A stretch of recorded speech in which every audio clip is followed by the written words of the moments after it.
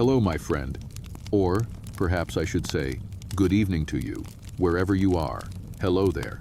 You who have wandered here, maybe with tired eyes and a restless mind, looking for something gentle to hold on to before the night fully takes you. And hi, to you who are not here for sleep just yet, but for the kind of story that moves like a slow river, steady, calm, carrying pieces of the past along its current. You know, I sometimes wonder, have you ever thought about how the walls of history are not made of stone alone, but of breath and heartbeat, of footsteps that once crossed the earth just as yours do now? How the weight of centuries presses down quietly, not with force, but with that peculiar stillness that comes when something has lasted far too long to be shaken. Tonight, I want to invite you to drift into a corner of history that is not gilded nor celebrated. We will not walk through marble palaces under candlelight, nor sail with heroes across silver seas.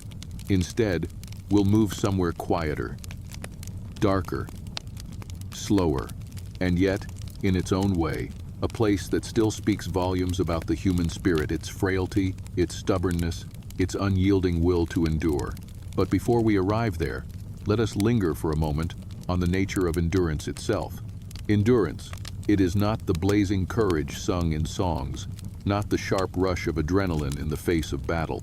It is the quieter companion, the one who does not run ahead, but stays with you through the long hours when nothing changes, except, perhaps, the shape of your own thoughts. It is the act of breathing through the weight of another day, and then another, and another.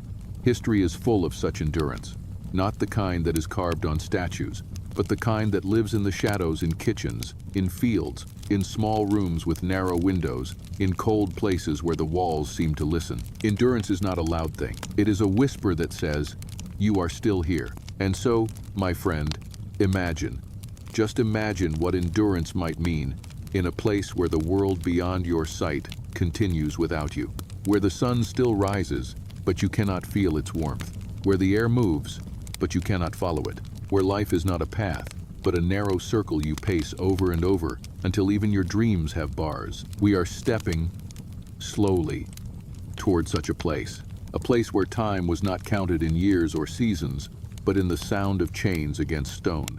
A place where the concept of comfort became something so small, so fragile, that a single cup of water could feel like mercy.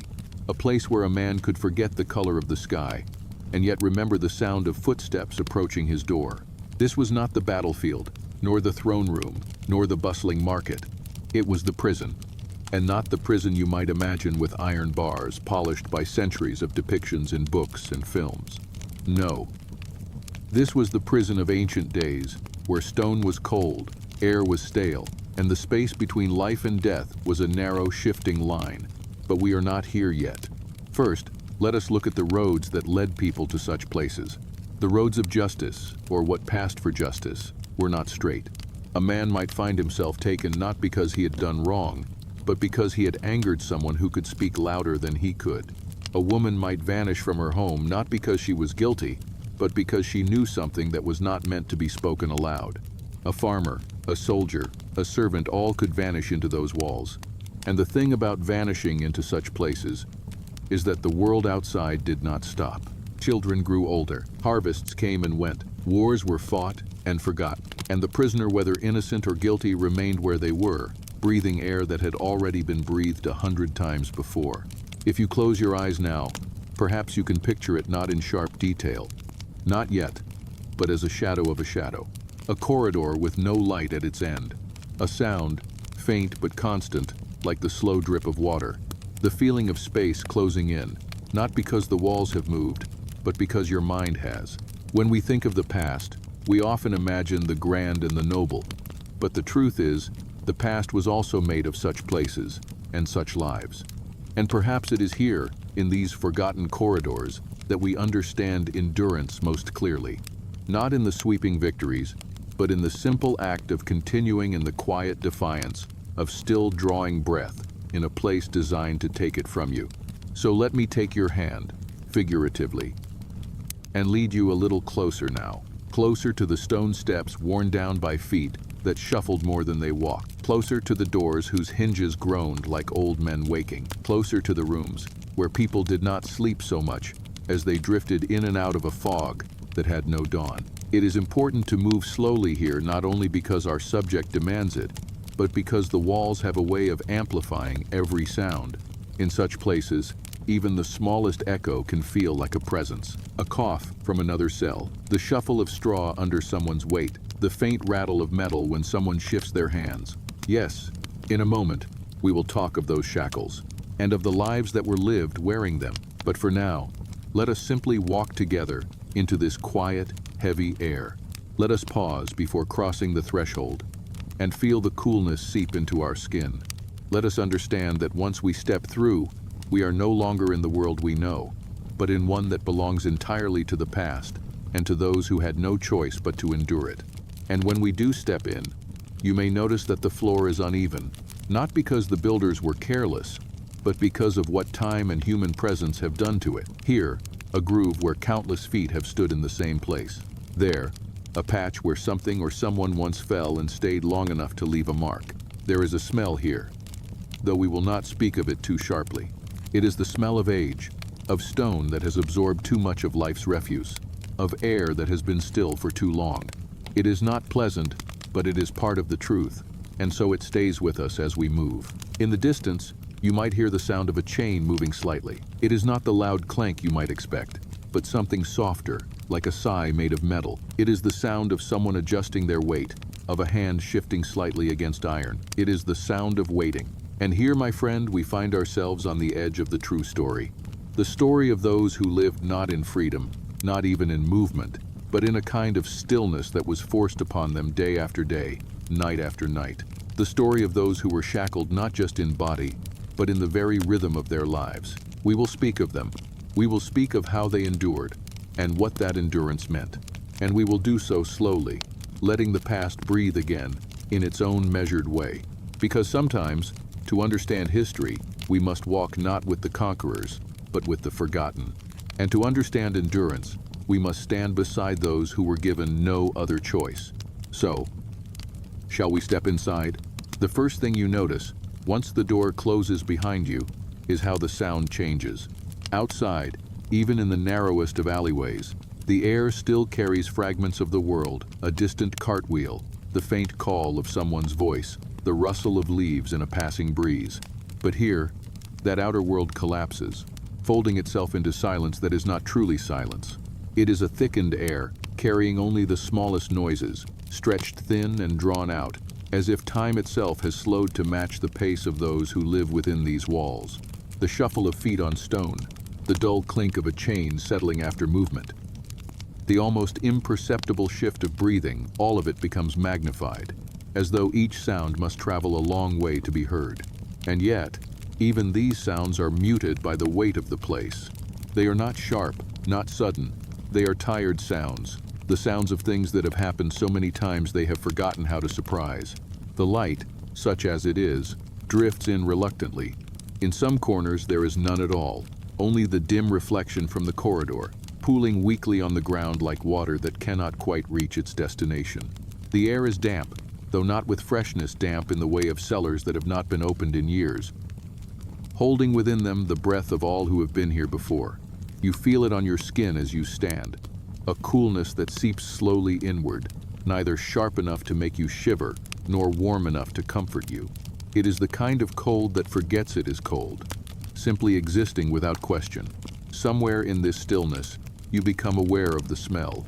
It is not one scent, but a layering of many, each one too old to be named on its own. There is the faint tang of metal, not the clean gleam of a sword, but the worn, almost bitter scent of iron that has touched too many hands for too many days. There is the sourness of air that has lingered too long in one place. And then, beneath it all, there is the heaviness of waste, human waste, not fresh, not overwhelming, but settled into the stones themselves, as much a part of this place as the mortar that holds the walls together. It is the truth of this prison, absorbed and remembered by every surface. You step further, and the shapes begin to emerge from the gloom.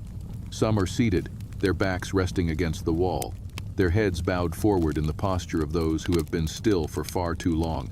Others crouch, shifting their weight slowly from one foot to the other, as though even small movements must be rationed. The chains are not all the same. Some are thick and heavy, meant for those whose strength was feared, others thinner but no less firm. A quiet reminder that freedom has been measured and denied. They catch what little light there is, not in gleaming sparks, but in dull flashes that fade almost before you can see them. It takes time to realize that the chains are not just around wrists and ankles. In some cases, they link to the wall itself, holding the prisoner to a single spot, so that the arc of movement is no more than a step forward, a step back. In others, they run through iron loops fixed to the floor, allowing a person to sit or lie but never to stand fully upright. And in these positions, day and night are lived out eating, sleeping, waking, thinking, and in the most basic and unavoidable of human acts, relieving oneself. There is no separate space, no discrete corner, no place to turn away. The body's needs are met where the body is held, and the evidence of those needs remains. Imagine, if you will, the slow erosion of the idea of privacy. At first, perhaps, there is a shame that burns in the face, a turning away, a reluctance to move until darkness falls or others are sleeping. But in time, that shame fades, not because it is healed, but because it becomes another stone in the wall, simply part of the structure of life here. And once that change takes place, a strange thing happens. The boundaries of what is bearable shift. A smell that once made the stomach tighten becomes background. The sight of soiled straw, of damp patches on stone, becomes no more remarkable than the sight of the chain on one's own wrist. The senses adapt, because they must. It is here that endurance takes on a new shape. Endurance in such a place is not just the passing of time. It is the reshaping of the self to fit the narrow confines of existence. The body learns to move within the limits of its bonds, to shift its weight so the iron does not bite too sharply into skin already worn by contact. The mind learns to step away from certain thoughts, to avoid the sharp edge of remembering what life was like beyond these walls. Memory becomes both a treasure and a threat, a thing to be held carefully, turned over only when the day is long enough to bear it. The sound of a chain moving is different here than anywhere else. In the outside world, a chain might clatter, ring, strike sharply against metal or stone. Here, it moves slowly, as though the weight of the air itself presses against it. The movement is usually small, a hand shifting slightly to relieve stiffness, a foot dragging an inch to the side, a prisoner leaning forward to reach something within arm's length. In those moments, the chain does not simply make a sound. It breathes. It sighs. It reminds both itself and its wearer that it is not going anywhere. And in the long stretches between these movements, there is the stillness. Not the peaceful stillness of a quiet morning, but the kind that sits heavily in the chest, where every minute feels both endless and indistinguishable from the one before. This stillness is where the mind begins to wander, not in the freedom of daydreams, but in the narrow loops of thought that lead back to the same place. What did I do to be here? How much longer will I be? Does the world still remember me? These questions have no answers, yet they circle endlessly, wearing grooves in the mind as deep as those in the stone floor. It is easy, from the outside, to think of such a place only in terms of punishment.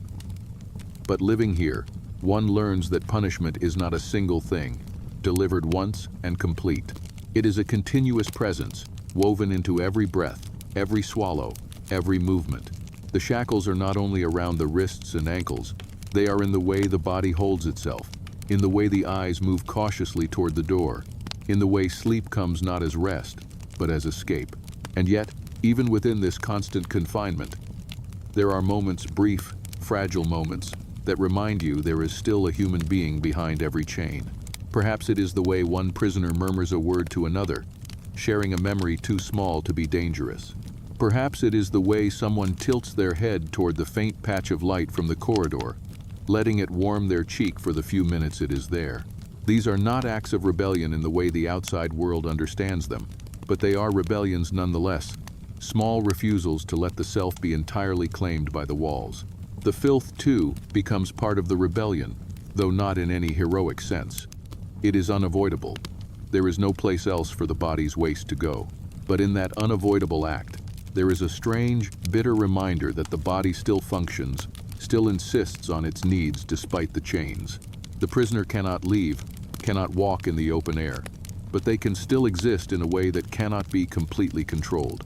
The waste remains, a silent testament to the fact that they are still alive, still here, still capable of making a mark on the world, even if that mark is one no one wishes to claim.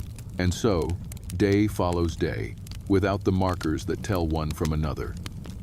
There is no sunrise to see, no clock to hear, no change in the tasks or routines. Only the rhythms of the body remain: hunger, thirst, the urge to move, the slow slide into sleep. And in the spaces between, the mind learns the art of waiting. Waiting for the next sound of footsteps in the corridor, waiting for the scrape of a bowl against the floor, waiting for the moment when the chain will move again, if only by an inch. If you listen closely now, you might hear that movement: a faint clink, a shuffle, the low rustle of straw. It is not much, but in a place like this, it is enough to draw your attention, to remind you that life continues, even here. And as you stand, listening, you begin to understand that endurance in such a place is not a single act, but 1,000 small acts repeated over and over, until they blur into the very fabric of being. Then let us step deeper, not in distance, but in understanding. For what lies ahead is not a new room, but a new way of seeing the one we are already in. Because here the prison is not just built of stone and iron, but of thought, and of the slow reshaping of the self, until the walls are as much inside as they are outside, and it begins quietly, almost imperceptibly, the way a whisper can curl into the folds of the mind until it becomes indistinguishable from one's own voice.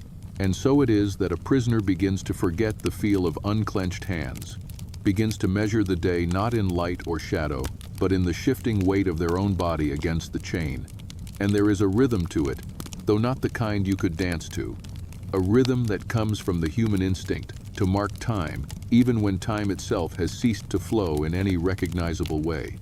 A foot moving an inch forward and back, over and over, until the movement becomes as unconscious as breathing, and the sound of the iron follows like a low hum, blending with the soft scrape of straw, the occasional cough, the breathing of others who, though unseen, are known to be there by the simple fact that their presence alters the air. You might think that in such a place the mind would collapse quickly, that it would sink into madness in the face of such confinement.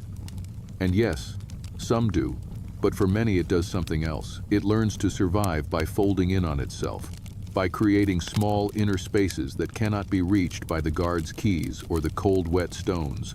Spaces where fragments of memory are kept like embers under ash, not burning brightly but preserved enough to give a little warmth when the cold of reality presses too close.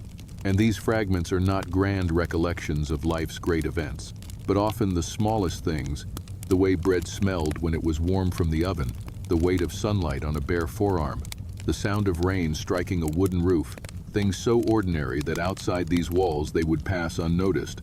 Yet here they are, treasures, handled in the mind with a kind of reverence, because they are proof that a world exists beyond the reach of the chain. There is a strange transformation that takes place in the presence of constant filth, for at first it is something you notice sharply, something you try to avoid, to keep away from your skin, your breath, your sense of self. But when it cannot be escaped, it begins to lose its sharpness. It becomes part of the background. And in that dulling there is both a curse and a mercy, for while it no longer assaults the senses, it also begins to define them, to the point that the absence of it, if it were ever to come, might feel unsettling, like a silence too complete after years of noise. And so the prisoner adapts not by triumph over the squalor, but by weaving it into the fabric of their existence, until it is as much a part of them as the pattern of the chain around their wrist. The body changes too, not only in strength but in the way it understands itself, muscles hardening in some places from constant tension, wasting in others from lack of movement, the skin taking on the memory of the iron's shape, so that even in moments when the chain lies still, the ghost of its pressure remains. And sometimes at night, when sleep comes thinly, there is the sensation of moving freely, of walking through an open field or along a quiet lane, only to wake and feel the weight again, heavier for having been briefly forgotten.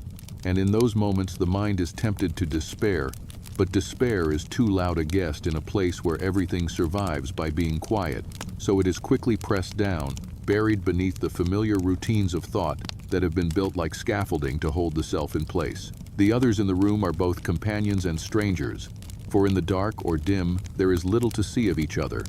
Only the suggestion of form, the rustle of movement, the occasional exchange of words so soft they feel almost like shared thoughts. And yet, over time, one comes to know the particular rhythm of another's breathing, the way they shift in their bonds, the sound they make before sleep, and in a place where privacy is impossible and yet connection is scarce. These small knowings become the threads from which a kind of silent community is woven, fragile and wordless, but real enough to remind each person that they are not entirely alone in their waiting. The mind, deprived of variety, begins to search for patterns in the smallest of things, the intervals between the guard's steps, the way the light changes in its faint path along the wall, the timing of the drip from a crack in the ceiling, and these patterns become as important as calendars, marking the passing of something in a place where days and nights have lost their boundaries.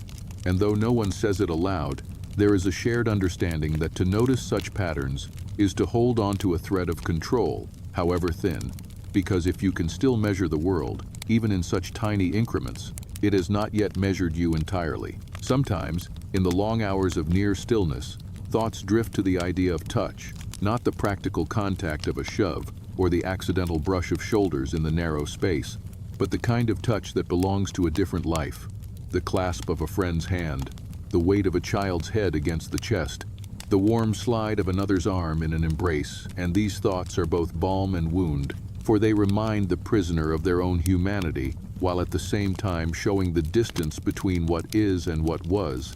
Yet even this is part of endurance, to carry the ache without letting it consume, to let it sit quietly alongside the present without trying to drive it away. And so the days, if they can still be called days, unfold in this rhythm of adaptation, the body learning to live in its confined space, the mind building its hidden chambers, the senses dulling where they must, and sharpening where they can, until what was once unthinkable becomes simply the way of things, and even the presence of waste. The rough bed of straw that holds more than just straw becomes another texture in the landscape of survival, unpleasant but constant, a reminder that life in its most stripped-down form is not neat or pure, but stubborn, clinging, unwilling to vanish, simply because the circumstances have made it small. In this way, the prisoner becomes not only an inhabitant of the cell, but part of it, their presence etched into the air, the walls, the worn grooves of the floor.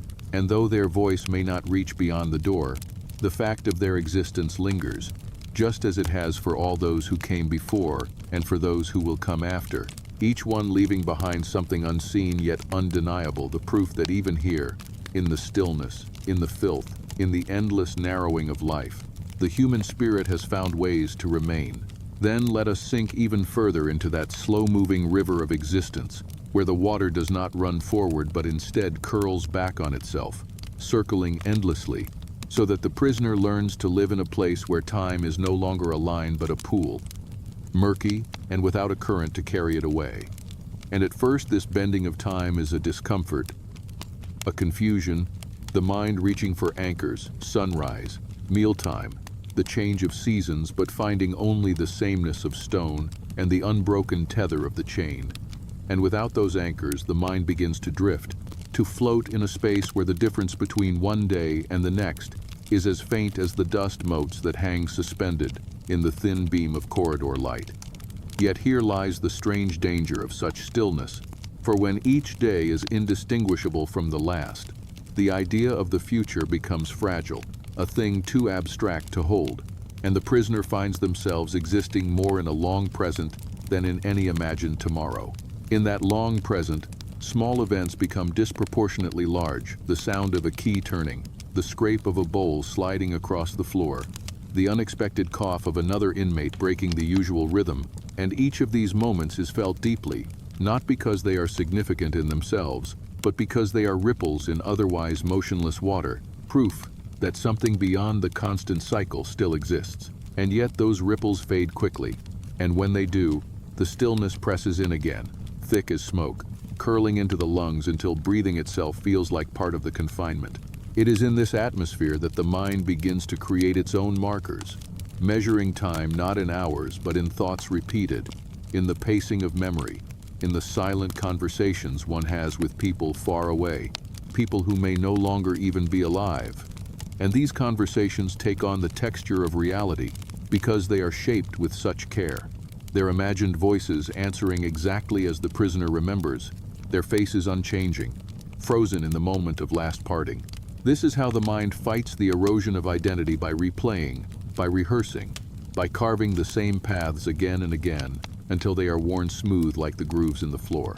But even the most carefully preserved memory is not immune to the slow weathering of time. And so faces blur, voices lose their precise tone, and the prisoner is left holding something that is still precious but no longer whole, like a coin worn thin by too many hands. The loss is not sudden. It comes quietly, like water seeping into stone, and by the time it is noticed, it is already too late to recall the details that have been carried away. And in the midst of this slow fading, there is the body, which continues its cycles with or without the mind's cooperation, demanding food, water, rest, relief, each demand pulling the prisoner back into the reality of the cell, into the physical space where the chain lies, where the straw is never truly clean, where the air carries the faint but constant smell of waste, a reminder that no matter where the mind wanders, the body remains here. The strange thing is that after enough time, even the body's discomfort becomes a kind of clock, the ache in the legs signaling that it is time to shift, the dryness in the mouth marking the hours since the last sip of water, the slow heaviness of the eyelids announcing another passage into sleep. But sleep in this place is not a journey outward, it is a folding inward, a retreat to a shallower, quieter chamber of the mind. And even there, the weight of the cell follows, appearing in dreams as narrow alleys, locked doors, endless corridors that lead nowhere. Waking from such dreams is neither relief nor disappointment. It is simply a continuation, the dream fading into the reality without any sharp boundary between them. In the absence of change, the prisoner begins to notice the smallest details of their environment, with an intimacy that is almost obsessive, the exact texture of the wall beneath the fingertips, the slight variation in sound when the chain is pulled at different angles, the way light bends around a chip in the stone, catching faintly on the rust of the iron loop. These details are not distractions in the ordinary sense.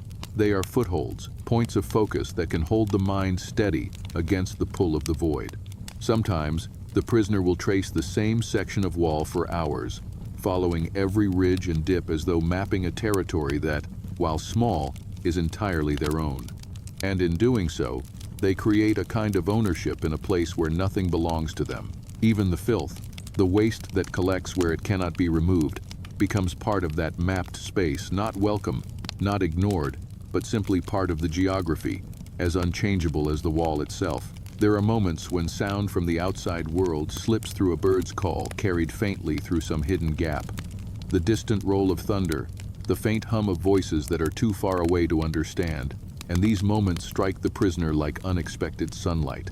Not because they bring joy exactly, but because they remind them that there is a world beyond this airless stillness, a world that moves and changes whether or not they are part of it. And yet, these reminders are double-edged. They can awaken longing, the sharp ache of knowing that life is being lived elsewhere, in colors and spaces that the prisoner can only imagine now. The mind tries to hold those sounds, to stretch them, to keep them alive for as long as possible.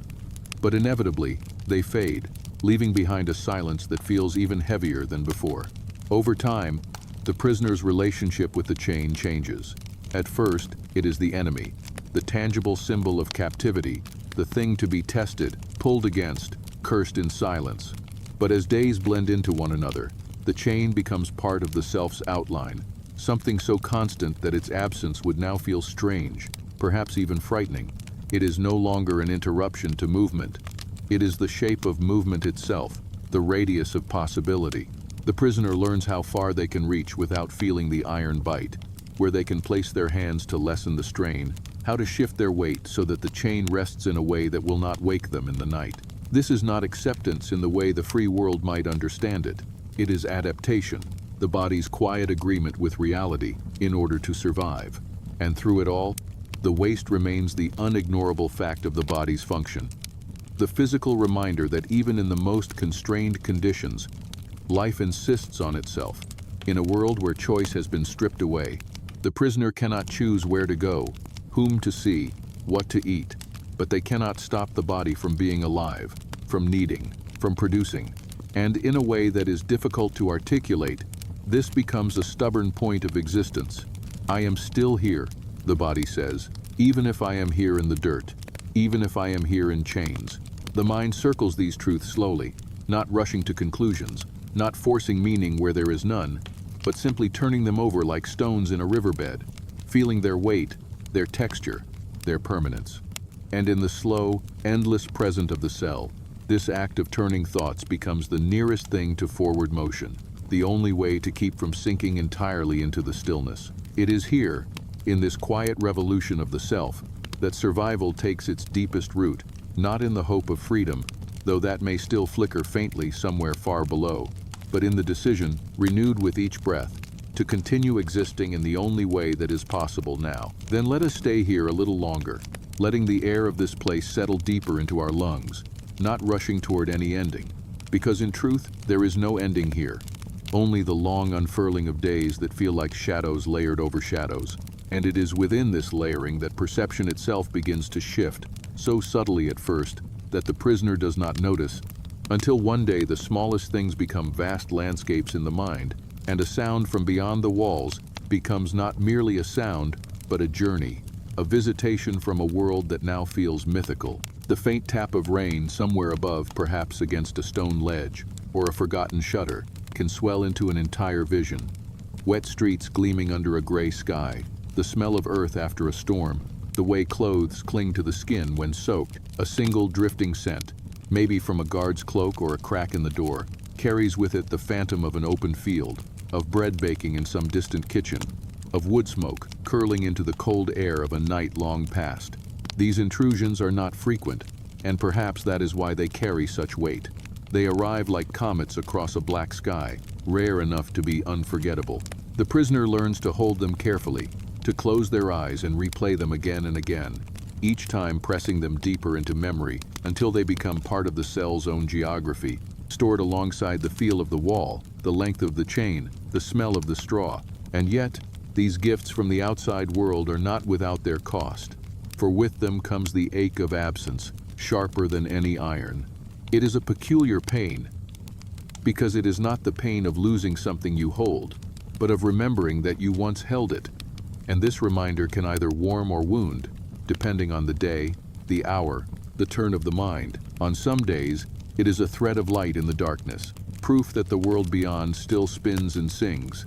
On others, it is a cruel reflection of what cannot be touched, a reminder that the same rain that dampens the stones of the prison might be falling in the fields where you once walked, and yet you will never feel it on your skin. The prisoner learns to manage these moments like a delicate fire, shielding them from the wind of despair, letting them burn only as brightly as can be borne. In the absence of new sights, the eyes turn inward, becoming archivists of the familiar. They catalog the cracks in the wall, the stains on the floor, the shifting shadows when the torchlight in the corridor wavers. Each detail, however small, becomes a point of orientation, as though mapping a vast territory, except here the territory is no larger than the reach of a chained arm. The prisoner learns to see not just what is there, but the way it changes, the deepening of rust on an iron loop, the settling of dust in a corner, the slow fray of straw underfoot. These changes are imperceptible to anyone who does not live within them, but to the prisoner they are as notable as the turning of seasons. And in a way, they are seasons not of sun and rain, but of decay and endurance, of the slow conversation between time and matter that continues even when human lives are stilled. Hearing, too, grows long and sensitive, stretching itself toward any sound that might hint at life beyond the monotony. A footstep in the corridor is studied for its weight, its pace, the pause between each strike. From this, the prisoner learns to know which guard approaches, whether they are in a hurry or in the mood to linger. A muffled voice from somewhere far off is a riddle to be solved. Are they speaking of something mundane, or does their tone carry an unusual edge? The faintest creak of wood or squeal of metal becomes an event, a shift in the weather of the cell. Even the predictable noises, like the nightly drip of water from the ceiling or the distant thud of a closing door, are listened to with attention because they are among the few constants left, and constancy, even when it is born of confinement, is still a kind of companionship. The sense of touch, dulled by the rough sameness of stone and iron, begins to find subtle distinctions. The difference between the cool dampness of the wall at dawn and the faint warmth it holds after a day's torchlight, the way the chain's weight shifts slightly when humidity swells the links, the softness of straw in its first hours compared to its brittle crumbling after weeks without change. Even the contact of filth against the skin becomes, if not tolerable, then at least familiar, its texture and temperature another constant in a world where constants are rare. The prisoner learns to adjust their body in small increments to lessen discomfort, a knee bent just so, a shoulder angled away from the wall, and these adjustments, repeated endlessly, become their own form of craft, a private art of survival invisible to anyone outside. All of these sharpened perceptions are, in truth, a way of building an interior life when the exterior has been stripped away. The mind turns to what it can control, what it can notice, what it can hold without fear of losing. It builds rooms within itself where these observations are stored, and in those rooms it moves freely, unshackled, walking the corridors of memory and sensation while the body remains still. Yet even this inner freedom carries the shadow of the outer world's absence. There is always the knowledge, however quietly kept, that these small worlds are born of necessity, not choice. They are gardens grown in soil not meant for planting, and though they keep the spirit alive, they are bounded by the same walls that hold the body. And so, life here becomes a paradox. The senses grow sharper even as the range of experience narrows. The inner world grows richer even as the outer world remains empty. The prisoner learns to live in this tension, to accept that beauty and pain often arrive in the same moment, that a single drifting scent or half-heard sound can both lift and weigh down the heart. Over time, the ache becomes part of the rhythm, and the rhythm becomes life itself, a life lived not in the sweeping arcs of freedom, but in the careful tracing of circles, so small they could be drawn in the dust beneath a chained foot. Then there comes a point when the edges between memory and reality begin to dissolve, not in a sudden collapse, but in a slow seep, as if the stones themselves have been pressing against the mind for so long that the inside and outside have begun to trade places, and the prisoner can no longer tell with certainty whether the smell of bread is drifting from some unseen corridor or from a bakery in a town that no longer exists, whether the faint murmur of voices is carried through the walls by air or through the skull by thought alone. And in this blurring there is both comfort and danger, for the mind, deprived of change, starts to feed on its own reflections, turning over old moments until they grow as detailed and tangible as anything the senses can touch. Yet because the senses are so starved, those inner landscapes begin to feel as real as the rough wall under the fingertips. The prisoner may close their eyes and walk the crooked street of a childhood village, seeing the leaning roofs, the flicker of light from windows, the ripple of laundry in the wind. And though they know in the way one knows that chains are still locked around the ankles that they are not there, their body reacts as if they are. The lungs breathing as though tasting that old air, the skin prickling with a remembered sun, the muscles loosening as if stepping freely. And then, inevitably, the sound of the chain will interrupt, a dull reminder that the street is gone, that the roofs and windows and laundry exist only behind the eyes, and the return to the cell will feel like stepping back into a shadow after standing briefly in the Sunday. Yet the mind, stubborn in its need, will go back again the next day, and the next, tracing the same imagined route, because even a fragile illusion is better than staring at the same patch of stone until the thought of it turns heavy in the skull. Over time, the imagined becomes embellished, almost embroidered by the mind's need for detail. The bread in the remembered bakery will have a more golden crust than it ever truly did. The stream at the edge of the village will sparkle more sharply in the sun. The voices will speak in tones purer than any human throat could sustain. These are not lies, but the mind's quiet rebellion against the plainness of the present. And yet, there are moments when the imagined bleeds back into the real, in ways that unsettle the prisoner reaching out in sleep for the wooden table of a remembered home and waking with fingers pressed against damp straw. or turning their head toward the imagined sound of a loved one calling their name only to meet the sightless dark of the cell. Such moments can hollow the chest in an instant, as though some fragile scaffolding has given way inside. But they are born in silence, because in here even despair must be measured, lest it grow too large to contain. The body too becomes a bridge between the two worlds, for it cannot forget the shapes of actions it no longer performs. The muscles still know the angle of kneeling by a river to wash, the weight of carrying water in a clay jar, the motion of stooping to pick herbs from the ground, and sometimes these movements play themselves out in dreams or in waking reverie, so that the prisoner will shift their shoulders as though balancing a load, or move their hands in the air as though tying a rope. Such movements, small and half-conscious, are another form of memory, written not in the mind but in the body itself, and they persist even as the actual life that taught them fades further into the distance. In this way, the prisoner carries their past not only in thought but in the silent reflexes of muscle and bone. And the cell, for its part, begins to take on a double life. It is both the fixed, narrow space it has always been, and also the backdrop upon which these interior visions are projected. The corner where the straw lies might, in a certain mood, become the place where a dog once slept at the foot of a bed.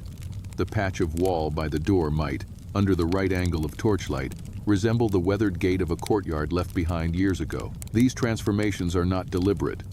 They happen the way shadows lengthen at dusk, unnoticed until they have altered the whole shape of the room.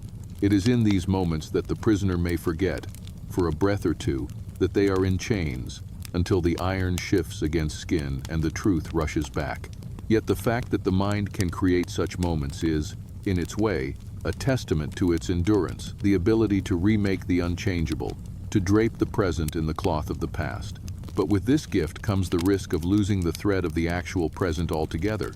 Some prisoners, over long years, begin to live more in these constructed worlds than in the cell itself, their eyes turning inward, their responses to real sounds delayed as if they must travel through another country before reaching awareness. They may speak aloud to people who are not there, murmur fragments of old conversations, smile at a joke told decades ago. To an outside observer, if such a thing existed in this place, it might seem like madness. But to the prisoner, it is survival, a way of keeping the self intact in a space designed to strip it away. And all the while, the physical realities of the cell remain, unsoftened by the mind's wanderings. The damp seeps into joints, the chain leaves its slow bruises, the air carries the unchanging scent of waste and stone. These do not disappear when the mind travels. They wait, patient and solid, for its return. And so every imagined journey ends with the same homecoming. The cool touch of the wall, the uneven press of the floor beneath the feet, the dull weight around the ankle or wrist. It is in these returns that the prisoner feels most sharply the contrast between what is dreamed and what is lived, and yet even this sharpness becomes part of the pattern, as familiar as the drip of water or the shuffle of another's chains. In time, reality and memory cease to be rivals. They become companions, each shaping the other.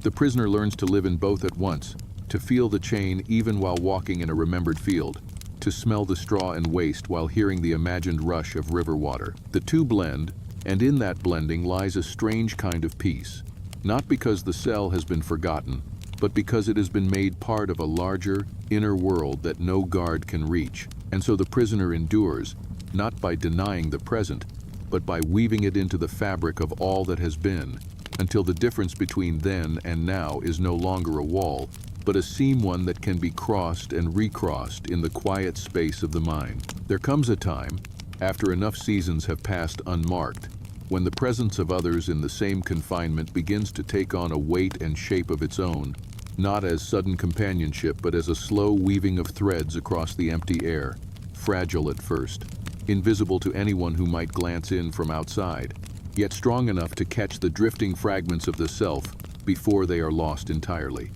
And it begins not with words, for words are rationed here like water, but with awareness, the subtle attunement to another's rhythms, the way a body shifts in the dark, the particular pause between their inhale and exhale, the scrape of their chain when they roll onto one side. In time, these sounds become as familiar as the contours of one's own breath.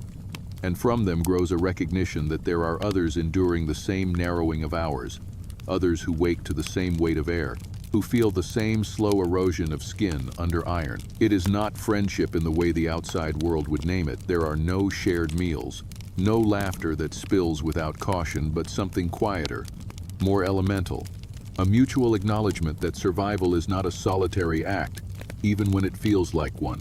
In this strange communion, glances become conversations, a momentary meeting of eyes across the gloom, carrying more meaning than a paragraph spoken under the sun. And sometimes, when the guard steps are far enough away, a word or two might pass between cells, not about the past or the future, but about the now, the state of the straw, the presence of a new leak in the ceiling, the odd way the corridor smells after a storm. These fragments, stripped of grandeur, become the lifelines by which the prisoners tether themselves to each other, and through them grows a kind of unspoken pact, that as long as one voice answers another, however softly, the cell is not the whole of the world. There are those who speak less, who keep their gaze turned inward, their lips sealed as if to guard something delicate within. And yet even they are part of this quiet network, their silence a shape others learn to read. A prisoner might notice the way their neighbor tilts their head slightly toward a sound, or the way they shift their weight when the guard is near. And in these observations there is a sense of shared watchfulness, the understanding that each is both alone and not alone, that solitude here is porous, its edges overlapping with the solitude of others. In some moments, the connection deepens into acts so small, they might be missed entirely by anyone but those involved: the passing of a crust of bread across a narrow gap, the deliberate slowing of one's own eating, so that another can feel less conspicuous in their hunger, the shifting of straw to muffle the sound of a neighbor's restless movement, so the guard will not come. These gestures, humble and wordless, carry a weight beyond their size, for they speak to a defiance that is not loud but enduring, a refusal to let the chains reduce every bond to nothing. Over months and years, the shared endurance shapes a collective memory that belongs to no single prisoner but to all of them, built from the repetition of the same small events. The day the torch in the corridor burned lower than usual, and shadows climbed the walls. The night when thunder cracked so sharply that for a heartbeat it drowned out the sound of chains. The morning when a bird's cry startled everyone into looking up toward the slit of sky they could not see. These moments, retold in whispers or simply held in parallel silence, form the closest thing to a calendar the prisoners have, and though they mark no dates, they anchor the endless present in something that feels shared, as if time itself is softened by being carried together. And yet, this fragile community does not erase the boundaries between them. Each remains locked within their own space, the chain a constant reminder that closeness has limits here. But within those limits, the human need for connection finds its narrow channels, flowing around obstacles as water finds cracks in stone. There is solace in knowing that another body shifts in the dark just as you do, that another pair of eyes waits for the same sound of footsteps, that another heart counts the same unmarked days. It is not the warmth of the hearth or the easy joy of chosen company, but it is enough to keep the cold from settling entirely into the bones.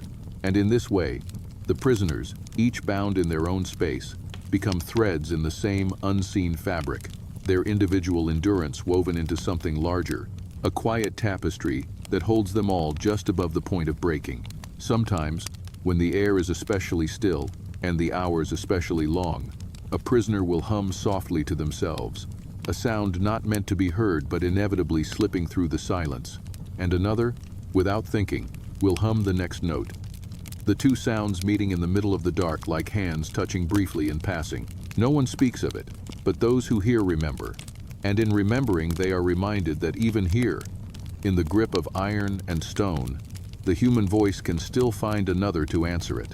And this, perhaps more than anything, is what keeps the spirit from sinking.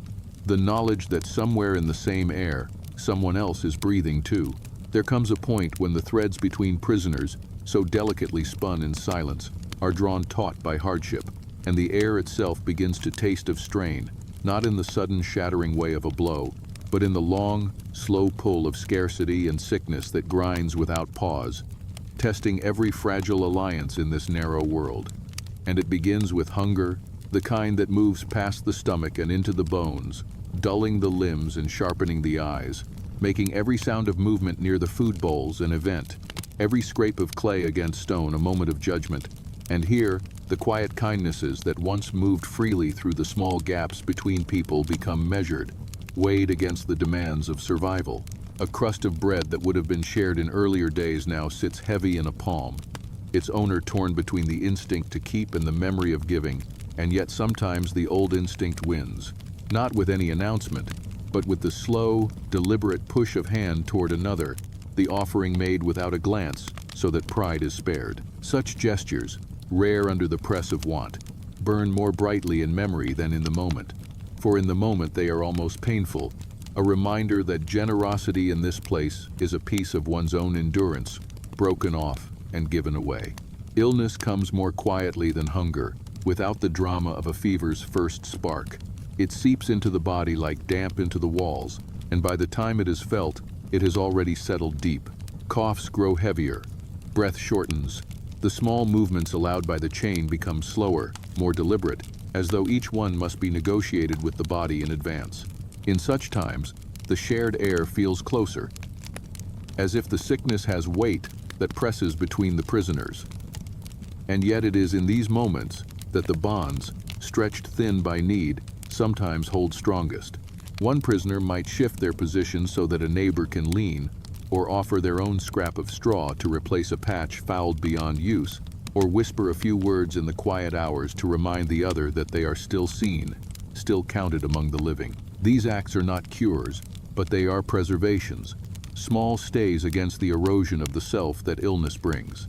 The years, if they can be called years here, do not pass so much as accumulate, and with them comes the slow attrition of strength. Backs stoop, hands tremble, eyes dim in the low light, and the rhythm of chains against stone grows less frequent as bodies no longer rise as often to shift their weight. It is in these changes that the bonds are tested in ways no one speaks of. The choice to help another adjust their chain when one's own limbs ache, the decision to keep watch during a restless night so that another can sleep, the quiet endurance of an unpleasant smell or sound because the one who causes it no longer has the strength to do otherwise.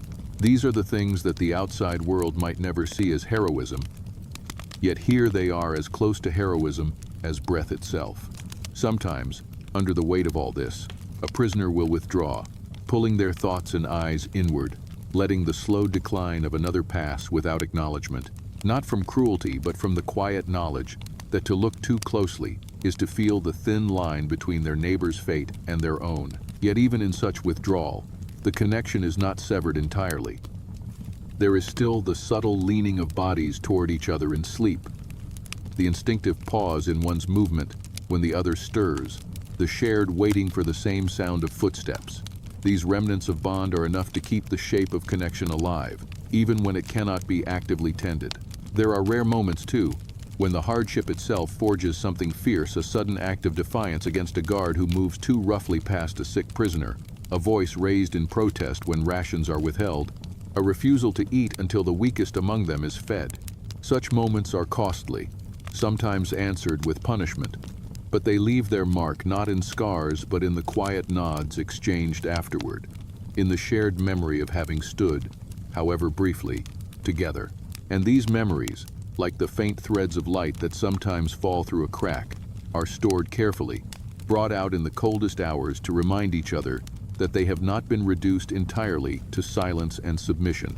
Through it all, the chain remains not only as a physical restraint, but as a measure of what is given and taken. Its length defines the reach of every act of care.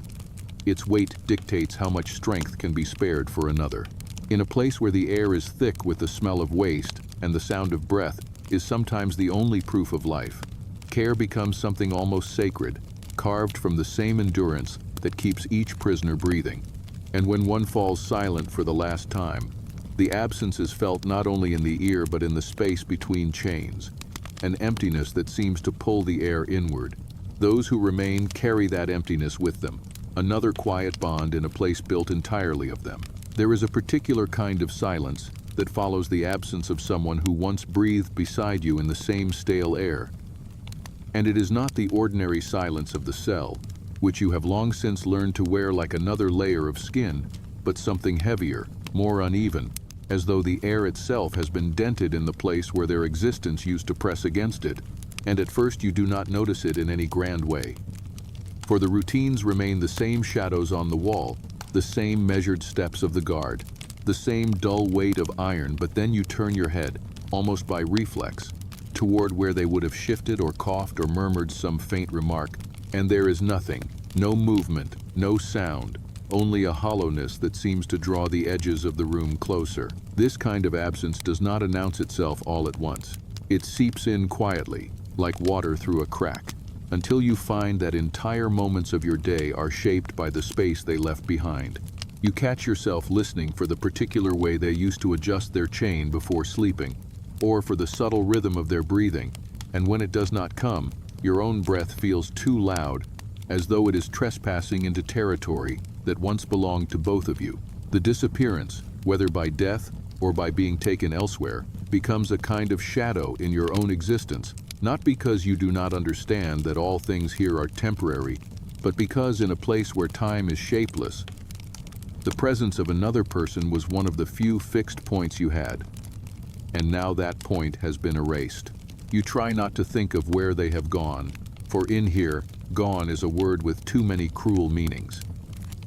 It might mean release into the air beyond the walls, or it might mean the cold stillness from which no one returns. Either way, they are no longer here, and the here is what you have to live in.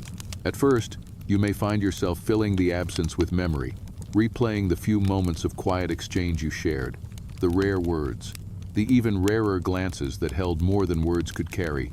And these recollections, though small, are replayed like a threadbare cloth passed between hands, their details worn but still holding the warmth of use. But over time, even memory begins to fade at the edges, and this fading is its own kind of grief. For you can feel the shape of them in your mind becoming less distinct, their features blurring into the general texture of the cell. You resist this erosion as best you can, sometimes by deliberately conjuring their face, sometimes by recalling the exact sound of their chain moving in the dark. But memory is stubborn in its own way, shedding what it cannot keep no matter how tightly you try to hold it. The absence also alters the way you move through the space, though you may not notice it at first. Perhaps you lean less toward the place where they were, or perhaps you glance that way more often, drawn to the emptiness, as if to confirm that it has not been filled without your knowing. The body remembers where another presence used to be and adjusts itself accordingly, even when that presence is no longer there. The chain feels heavier in those moments, as though it has taken on the weight of both lives, and the small sounds you make, the shift of straw, the scrape of foot against stone, seem too loud, too solitary, unbalanced without another to answer them. Sometimes the absence is made sharper by the arrival of someone new, for no matter who they are or what they carry with them, they cannot occupy the same space in your mind as the one who is gone. Their breathing is different, their silences are different, and you may find yourself measuring them against the memory of the one before, not out of judgment, but because the mind seeks familiar patterns and is unsettled when it does not find them. In time, the new presence becomes part of the rhythm, their small habits and movements weaving into the shared air. But the shadow of the one who is missing does not vanish. It simply shifts, becoming less of a wound and more of a scar, an invisible mark in the fabric of the cell. There are moments when you forget entirely, when you are caught in the narrow urgencies of the present, the need to adjust your position, the arrival of food, the sound of something unusual in the corridor, and in those moments you are startled to remember that they are gone, as if it has happened again. The mind is strange in this way, letting you live for a while without the weight of loss, only to set it down suddenly in your lap when you are unprepared. You learn to carry this, just as you carry the chain, not because you can lessen its weight, but because you have no choice. In the deepest hours of the night, when even the guards are silent, and the only sound is the faint settling of the building around you, the absence becomes most palpable. It feels as though the air has hollowed itself in that direction, as though the darkness there is deeper than the darkness elsewhere. You might find yourself speaking into that space, not aloud, but in the quiet voice that lives in your head, saying things you never said when they were here, asking questions you know will never be answered, offering fragments of thought simply to keep the connection alive in some form. These one-sided conversations are not madness, though someone outside might think so. They are the continuation of a bond that refuses to be severed entirely by silence. And so their absence becomes part of your endurance, another element of the cell you must learn to live with. Just as you have adapted to the smell, the damp, the unchanging walls, you adapt to the empty space beside you. It does not become easier, but it becomes familiar. And in this place, familiarity is its own kind of survival. You learn to mark the days, if they can be called days, not by what happens, but by who is still here.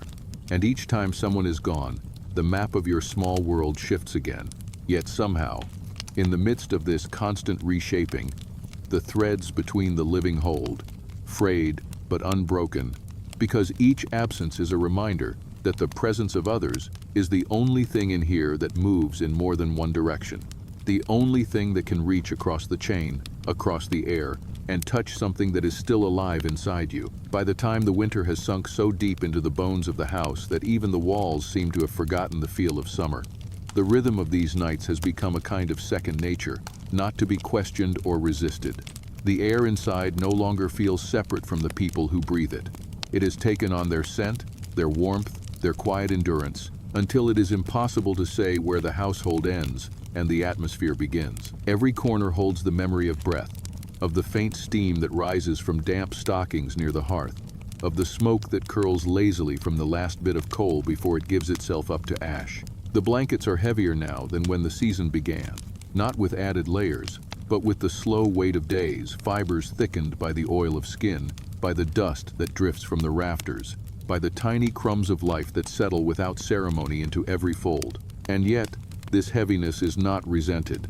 It is embraced, for it means the bed is warmer, more impenetrable to the chill that prowls just outside its edge. Clothing is no longer thought of in terms of clean or soiled, only in terms of warmth retained and skin shielded. A shirt that has been worn through weeks of frost is as much a talisman as any object of faith. It has learned the body's shape, carries its heat, and guards it fiercely. To wash it now would be to strip away that bond, to return it to the cold innocence of cloth that has not yet served. And so, each garment becomes a companion, carrying with it the faint perfume of smoke, the echo of streets walked, the hours of labor, the press of blankets in the night. The thought of soap is not unwelcome, only distant, like the memory of a summer fruit that will not be tasted again until the season turns. The floor bears its own winter signature, the fine scatter of ash that has escaped the hearth, the dust that clings to the hem of a skirt, the minute grit carried in on boots and never fully shaken out. No one bends to sweep it now. The cold is too jealous of its hold on the air, and stirring it would only wake its bite.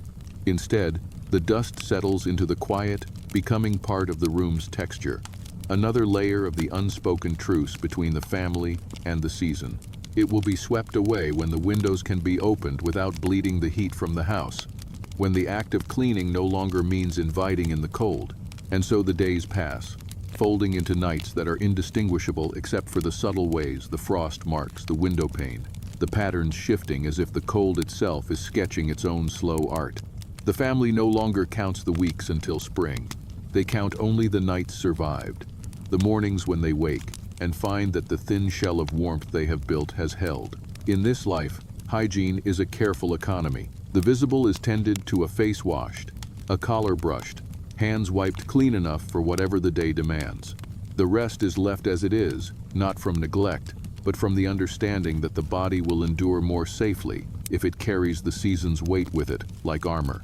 At night, as they settle once again into the bed's narrow country, there is no talk of what might be done differently, no longing for what cannot be had. The air, thick with the smell of wool and the faint sweetness of straw beneath the mattress, is their inheritance for these months. They breathe it without hesitation, as one breathes the air of a familiar room after a long absence full of memory, of quiet proof that they belong here. The cold may own the streets, the rooftops, the stones, but inside, under these blankets, in the dim circle of lamplight, the family holds its own ground.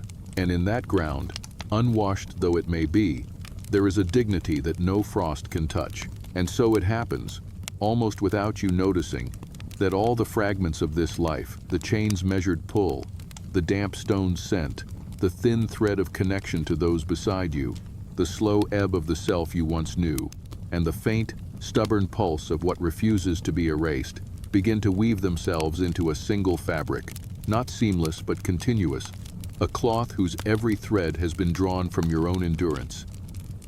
And in this weaving there is a kind of quiet power, though it does not announce itself with triumph or even relief. It is the power of having learned to live in a place that was built to unmake you, the power of shaping your days in the smallest of ways, when the larger world is far beyond your reach. You find that you know the language of this place in a way that no free person could. You know how to read the weight of footsteps in the corridor, how to turn the angle of your body to ease the iron's bite, how to see in the half-light not just the outlines of stone and straw, but the shifts in air that mean something, the warmth that tells you a torch is near, the faint change in draft that means the door at the end has been opened. These knowings are not trophies, but they are what you have, and they fit into your mind with the same inevitability as the chain fits around your wrist. It is in this final stretch, though, here. Final means nothing more than what comes after what came before, that you begin to sense how all of it connects, how the filth and the stillness, the absence and the fragile bonds, the fading of your old self, and the rise of the one shaped by these walls, are not separate stories but parts of a single current. You can feel it when you wake in the deep hours, when the silence is so complete that it seems to hum in your ears, and you know that in this silence lies the echo of every moment you have endured. You think of those who were here before you, whose breath once mingled with the same stale air, whose hands touched the same cold wall, whose weight left the same shallow depressions in the straw, and you understand that you are part of something that stretches beyond your own span of days, a chain that reaches not only along the floor, but backward and forward in time. The body, by now, moves through the day without much instruction. It wakes, it shifts, it answers its own needs in the narrow confines allowed. But the mind has learned a slower rhythm, one that does not push against the walls but flows around them, like water filling every hollow space. You do not dream of escape in the bright, sharp way you once did. Instead, the thought of freedom is like a distant shore, visible only in glimpses, and you have stopped swimming toward it for fear of exhausting yourself in waters that have no end. And yet, you have not stopped looking. When a thin line of light passes across the floor, your eyes still follow it. When a sound from outside the prison cuts through the heavy air, you still pause to hear it fully, as though gathering proof that the world beyond has not vanished entirely. There are moments now when you catch yourself watching the others more closely, the way they carry their own burdens, the small rituals they have built to keep the days from collapsing into one another, and you realize that your own survival has been shaped by theirs as much as by your own will. You think of the times a neighbor shifted to shield you from the guard's eye, of the low hum of a tune that passed between you like a shared breath, of the unspoken agreement to endure together even when no words could be exchanged. These moments are the hidden architecture of your life here, the scaffolding that has kept you from crumbling entirely, and they are as much a part of you now as the mark of iron on your skin. If the cell has taken parts of you, and it has also given you something strange in return, the ability to exist inside your own mind with a depth you never knew before. You have learned to walk the corridors of memory and imagination as though they were real, to build spaces inside yourself where the air is your own, where no one else can follow. These inner rooms are not untouched by the prison the damp seeps in. The shadows linger, but they are yours. And in a place where nothing belongs to you, that is no small thing. And so you remain, not unchanged, but not erased. The world outside may have forgotten your name, your face, the sound of your voice, but you carry within you the knowledge that you have lived through each breath, each hour, each unmarked day, and that this life, small as it may seem, has been entirely your own to bear. There is no glory in it, no grand ending, but there is a truth that settles into your bones. You are still here, and perhaps, when the chain is finally gone, when the air is different, and the sky is no longer a memory but a weightless fact above you, you will carry this truth with you into whatever comes next, the knowing that even in the narrowest space, the self can find room enough to stand. And now, As we come to the quiet edge of this long corridor of thought, you might feel as though the walls have grown softer, not because they have changed, but because your eyes have learned their shape so completely that they no longer seem to press against you with the same weight. And in this softness, there is room to breathe, to step back not in body, for the chain is still there but in the mind, to see the whole length of what has been walked together tonight. The faces that have passed in and out of our vision here remain like faint constellations, each one a point of light against the dark stone, and the sounds, the smells, the textures of this place have settled into you as they have into me, until the boundary between observer and inhabitant is less clear. You know the sound of a chain shifting in half sleep now, the way the air changes when someone's absence takes root, the deep, slow hum of time when it has no numbers attached to it, and perhaps you feel, in the smallest corner of yourself, that you have lived here too, if only in the quiet spaces of imagination.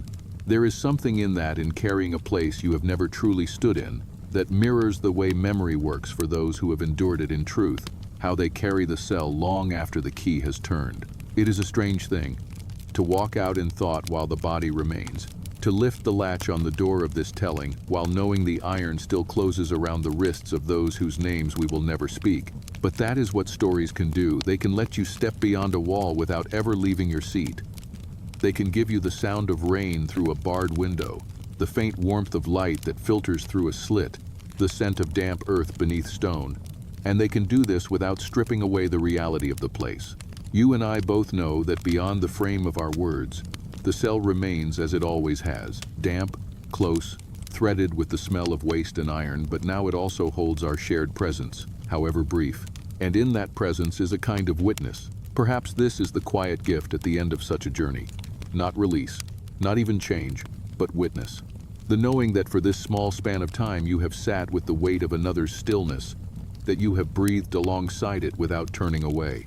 In the world beyond these walls, so many things move too quickly to be seen in their true shapes. But here, everything is slow enough that nothing can hide, not the ache of solitude, not the fragile web of connection, not the slow reshaping of a self under the pressure of days without end. To see these things is not to solve them, but to carry them with you into the places where speed and light have made people forget how heavy life can be when it is stripped down to its barest form. And when you close your eyes later, perhaps long after this voice has gone quiet, you might still find yourself in some small corner of this place, hearing the faint clink of chain, feeling the cool breath of the wall at your back, sensing the shadowed presence of another human form a few paces away. And it will not be a dream, exactly, but a lingering, the way certain truths cling to the edges of thought. It is in that lingering that the story lives on, even after the telling is done. So now, as we let the air grow still again, as we loosen our grip on the images we have held between us, I will leave you with the smallest of invitations. To return, not here, not always to this same narrow cell, but to the act of walking slowly through a moment, of breathing in its weight without hurrying to set it down. There will be other nights, other corridors, other walls to trace with your fingertips in the dark. And when you come back, whether tomorrow or another evening when your mind is restless and your eyes are searching for a softer pace, I will be here to meet you in that space between history and quiet, to walk again with you where the world has forgotten to look. Until then, my friend, rest well, and let the hum of this place fade gently into whatever dreams find you. Goodbye.